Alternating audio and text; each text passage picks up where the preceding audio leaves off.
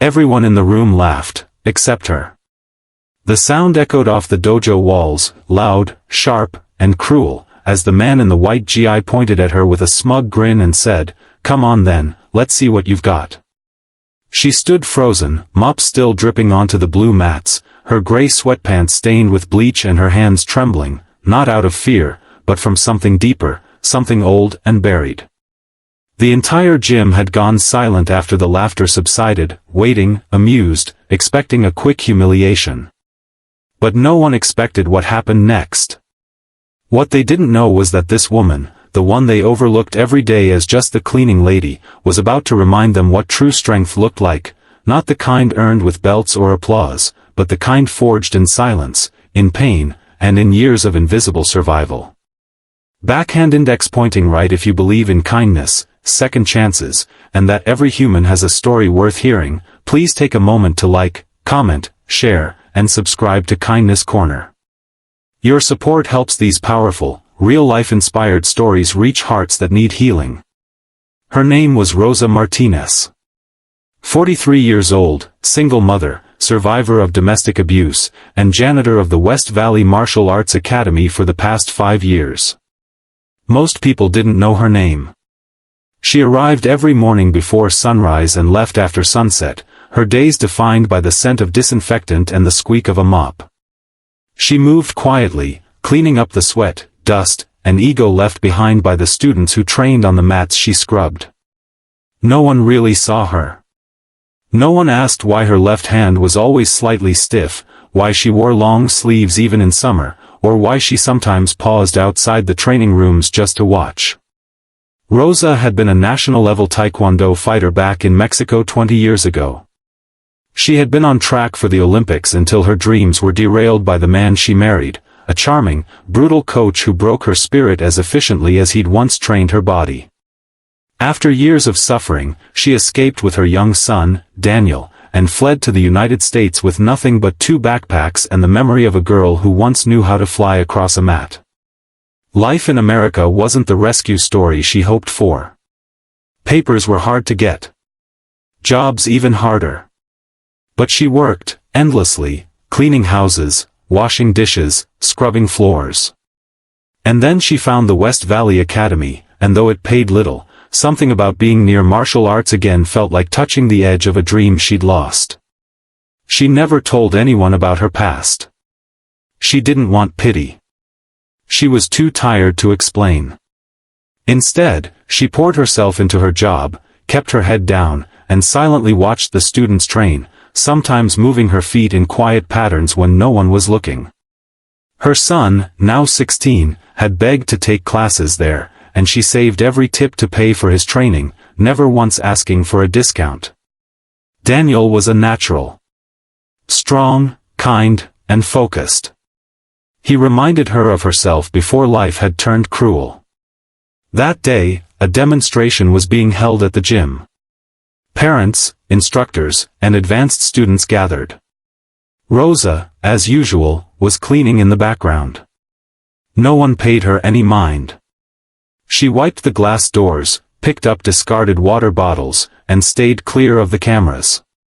The black belt leading the demo, Jake, a former state champion, was showing off.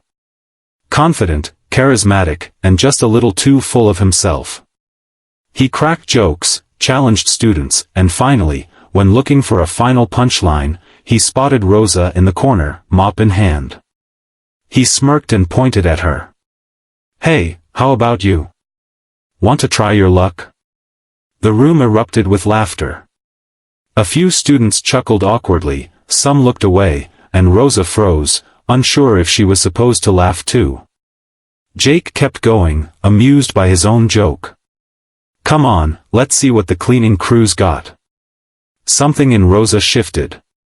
She stared at him, not with anger, but with a piercing stillness. She placed the mop carefully against the wall. Her sleeve slid up just enough to reveal faint scars on her wrists. She stepped forward slowly, not saying a word. There was a murmur in the crowd, some snickers, some gasps. Jake laughed nervously, not realizing the storm he had just summoned. "Okay, we'll go easy," he said, holding up his hands in mock defense. Rosa bowed. Perfectly. Precisely. Then she assumed a fighting stance, one that made two of the older instructors in the crowd sit up straighter. Jake swung first, lightly, clearly expecting her to fumble or flinch. She didn't. She blocked it effortlessly, her body moving like water, fluid, deliberate, dangerous. Then came the second strike, faster, sharper. She ducked, pivoted, and swept his leg from under him in one breathtaking motion that landed Jake flat on the mat, his GI wrinkled, his ego bruised. The room went dead silent. Jake looked up at her, stunned. Rosa reached out a hand to help him up. He took it, dazed, and when he stood, he bowed low this time, real respect in his eyes. Someone in the crowd whispered, "Who is she?" And another voice, from the back, said softly, "She's Daniel's mom." The silence broke into applause, not the kind you give after a flashy trick, but the kind that comes from realizing you've just witnessed something real, something humbling. That night, Daniel hugged her tighter than usual. "Why didn't you ever tell me?" he asked. She kissed his forehead and smiled. "Because you didn't need to know who I was to become who you are."